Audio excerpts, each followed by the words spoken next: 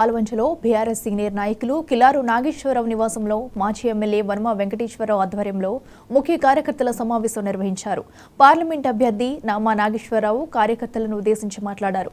ఇవాళ జరగబోవు కేసీఆర్ పర్యటన సందర్భంగా మన ఉమ్మడి ఖమ్మం జిల్లాలో బీఆర్ఎస్ పార్లమెంట్ స్థానం గెలిపే లక్ష్యంగా కార్యకర్తలు పనిచేయాలని పిలుపునిచ్చారు. ఖమ్మం జిల్లా పార్లమెంటు స్థానాన్ని కేసీఆర్కి గిఫ్ట్గా ఇవ్వాలని ప్రతి ఒక్కరూ కష్టపడి పనిచేయాలని అభ్యర్థించారు.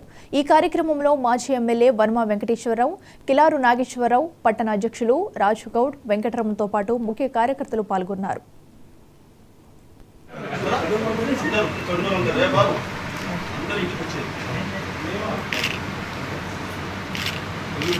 కొన్ని పథకాలు అయితే కళ్యాణ లక్ష్మి లాంటి పథకాలు, ఇది మామూలు విషయం కాదు. పెన్షన్ కూడా కాంగ్రెస్ వాళ్ళు ఉన్నప్పుడు 200 ఇచ్చేటోళ్ళు, మా నాయకుడు అది 2000 చేశారు.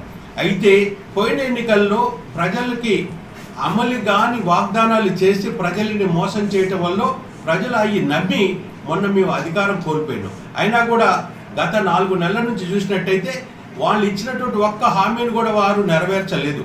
అందుకని ఇప్పుడు ప్రజల తిరుగుబాటు వచ్చింది. తప్పకుండా కూడా ప్రజల ఆలోచన చేసిండ్రు.